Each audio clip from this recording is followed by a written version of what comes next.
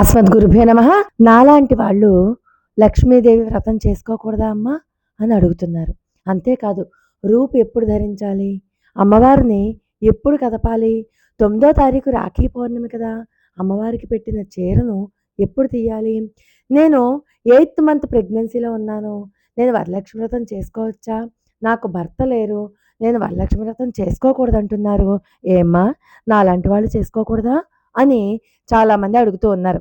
అయితే 9వ తారీఖు శ్రావణ పౌర్ణమి వచ్చింది కాబట్టి, ఆ రోజు అమ్మవారిని కదపకండి. ఆ రూపుని మీరు శ్రావణ పౌర్ణమి వెళ్ళిపోయాక మర్నాడు ఆదివారంకి తీసుకోండి, తప్పేమీ లేదు. అమ్మవారికి పెట్టిన చీరను కూడా ఆ రోజే తీయండి. కలశంతో సహా అమ్మవారిని కూడా ఆదివారం నాడే కదపండి. ఎందుకంటే పౌర్ణమి కూడా అమ్మవారికి ఇష్టమైన రోజే కాబట్టి, ఆ రోజు కూడా యథాశక్తి అమ్మవారికి ధూపదీప నైవేద్యాలు సమర్పించి, వీలైతే మీరు లలితా సహస్రనామం కానీ, కనకధార స్తోత్రాన్ని కానీ చదువుకోండి. ఇంకా 8వ నెల ప్రెగ్నెన్సీ ఉన్నవాళ్ళు వరలక్ష్మి వ్రతం చేసుకోకపోవడమే మంచిది. కాస్తో కోస్తో అలసట ఉంటుంది కదా! ఆ అలసట లోపల ఉన్నటువంటి బిడ్డకి ఇబ్బంది అవుతుంది. కాబట్టి వరలక్ష్మి వ్రతం చేసుకునే వాళ్ళని దూరం నుంచే చూస్తూ, దూరంగా మీరు ఒక కుర్చీ మీద, కింద కూడా కూర్చోవద్దు. కుర్చీ మీద కూర్చోండి, దోషం ఏమీ లేదమ్మా.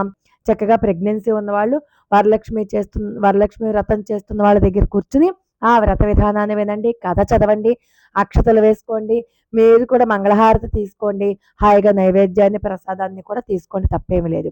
ఇక భర్త పోయిన వాళ్ళు చేసుకోవచ్చా? భర్త ఏ కారణం వల్లైనా పోయినా కూడా ఖచ్చితంగా చేసుకోవచ్చు. ఎందుకంటే తపస్సుతో, భక్తితో పూజ చేస్తే లక్ష్మీదేవి యొక్క ఆశీర్వాదం ఎవ్వరికైనా వస్తుంది. విడాకులు పొందిన వాళ్ళైనా సరే, పెళ్లి కాకపోయినా సరే, ఎవ్వరైనా సరే మహిళలు చక్కగా చేసుకోవచ్చు. పుణ్య స్త్రీలు మాత్రమే కాదు, భర్త లేని మహిళలు కూడా చేసుకోవచ్చు అని చెప్పి శాస్త్రపరంగా కూడా అంగీకరించబడింది. ఈ వ్రతం లక్ష్మీదేవిని పూజించేందుకు, అంతేగాని ఒక భర్త ఉన్నవాళ్ళే చెయ్యాలి అన్న రూల్ అయితే ఎక్కడా లేదు. ప్రతి ఒక్కళ్ళు చేసుకోవచ్చు. విధి విధానాలన్నీ కూడా మీ ఇంట్లో వాళ్ళని అడగండి. కలశానవైతే ఉంటే పెట్టుకోండి. హాయిగా ధూప దీప నైవేద్యాలతో మీరు ఎన్ని రకాల నైవేద్యాలు సమర్పించాలనుకుంటే అన్ని రకాల నైవేద్యాలతో చేయండి. శుచి, శుభ్రతను పాటిస్తూ లక్ష్మీదేవికి కలశం ఏర్పాటు చేసుకుని మంగళహారతులు, పుష్పాంజలి, నైవేద్యము అన్నీ సమర్పించుకుని హాయిగా చేసుకోండి. భక్తి, శ్రద్ధ, విశ్వాసము అవి ఆ సమయంలో లక్ష్మీ అష్టోత్తరం చదువుకోండి.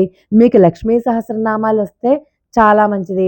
లేకపోతే కనకధార స్తోత్రం కానీ, ఏదైనా లక్ష్మీదేవికి సంబంధించింది. నేను మొన్న వీడియోలో లక్ష్మీ కవచం కూడా పెట్టాను. ఆ వీడియో లింక్ కింద డిస్క్రిప్షన్‌లో ఇస్తాను, చదువుకోండి. భర్త లేని ఆడవాళ్ళు కూడా చేసుకోవచ్చు.